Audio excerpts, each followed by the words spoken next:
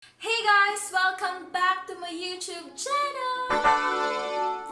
So for today's video is our first episode of Random Series.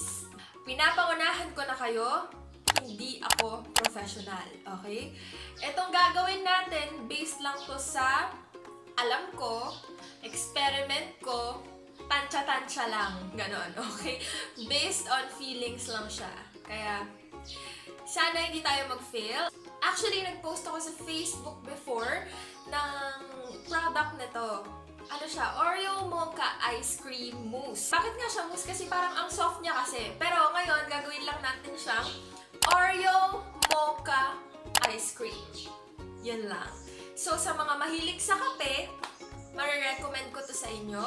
Pwede niyong gayahin sa bahay kasi madali lang naman hanapin yung ingredients niya. Para sa mga hindi mahilig sa kape, yung mga mahilig lang sa ice cream talaga pero not coffee, I suggest skip nyo na lang yung coffee na part. Let us start with our Oreo Mocha Ice Cream. So, ano nga ba yung mga kakailanganin natin? Oreos, our Milo, kape, kahit na anong brand ng kape, basta instant tapos black, vanilla extract, heavy cream, ano to, all-purpose cream, gatas, yan, pwedeng full cream milk, pwede rin evap, bahala kayo. Mga panghalo lang, pang-dikdik ng Oreo. At lastly, kailangan natin syempre ng panghalo ng electric mixer. Kung wala kayong electric mixer, pwede rin naman yung manual, basta chilled yung all-purpose cream ninyo.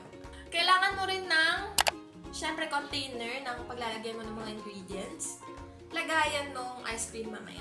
Unahin na natin yung chilled na all-purpose cream. Ito ay sick. Gusto mo kasamahan natin ito? Taga-tikim. Taga-tikim daw siya. Ilipat kumain ko sa kabila. Kailangan nyo rin pala ng gunting. Okay. Ay, pinakasaksak.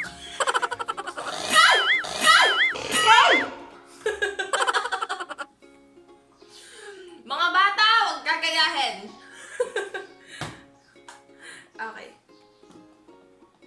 By the way, itong electric mixer, talagang ano to, hiniram pa natin to, nangapit bahay tayo para makahiram ng ganito. Shout out kay Tita Emmer at kay Kuya IJ na naghatid nito dito sa bahay. Maraming salamat po talaga sa suporta ninyo.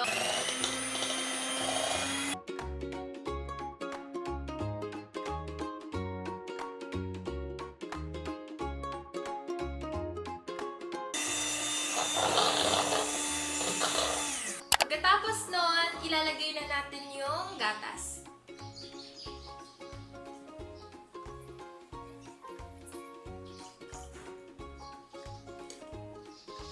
Mix it.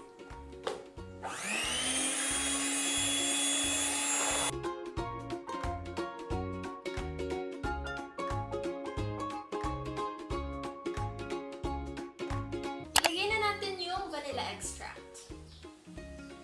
Tansya-tansya lang din to. Hello? Next natin na ilalagay is yung Milo. Ay, ano ba yan? Ang sikip ng table ko. 6 na packs, guys. 6.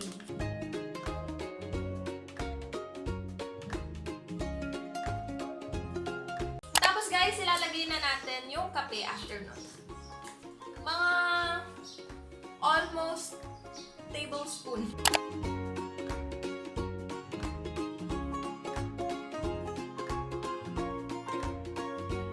Siyempre, ready na yung ice cream natin. Prepare na natin yung Oreo. Ang gagawin lang natin sa Oreo natin, didikdikin natin siya. Yun lang, kasi halo natin siya. Yan. Ito na yung Oreos natin.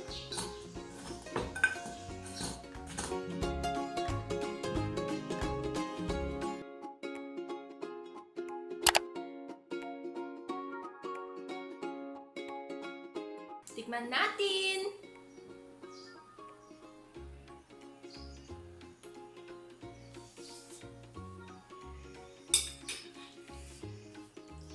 Okay guys, so I decided to put condensed milk.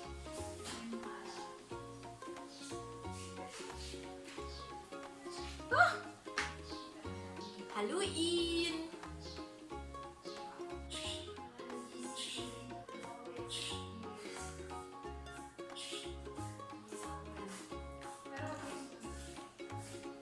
Sarap!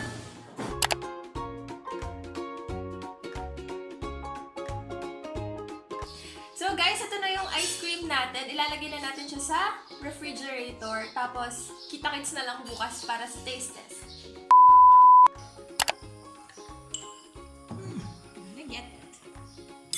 Parang Ovaltine. Milo yan, Milo. Kylene ice cream, oh. Talaga galing sa Milo. Milo. Marvelous. Incomparable. Lovable. Oh. Thumbs up or thumbs down? Ovaltine.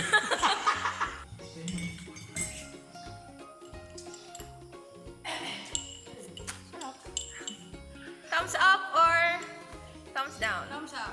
Kasi homemade, so affordable. Pwede nilang gayahin. Gayahin, pwede na lang experimental. Si Mama kasi ayaw niya na masyadong matamis, so mahalaga yung verdict niya. Sarap! Thumbs up? Thumbs up! Homemade. Homemade. Dito negative. Mas masarap pa kaysa sa ano na yung ice cream na binibili? Taste test. Ayan, titikman po natin ang gawa ni Miss D.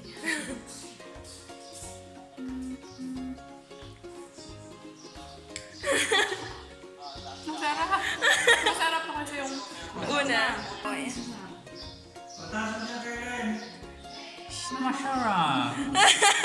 mas masarap pa kasi yung ano. Masarap. Sarap. Gusto niyo? Bili kayo. So that concludes our Oreo Mocha ice cream recipe, and I hope kung gagayahin nyo man, please do not forget to tag me on Instagram and Facebook. Ilalagay ko na lang dito yung accounts ko. Yan, ilalagay ko na rin yung link sa description box. Kung may mga gusto pa kayong recipes na gawin natin, please comment it down below. And oo nga pala, as of now, nasa 143 subscribers na tayo. Thank you so much guys. Thank you for supporting me all the way. 3 days pa lang ang nakakalipas, 143 na tayo. And thank you so much for every one of you. I appreciate you guys so much. Do not forget to like and subscribe and click the notification bell to get notified whenever I post new videos. Lastly, ikaw na nanonood ngayon, do not forget, you matter and you can make a difference. Bye! God bless!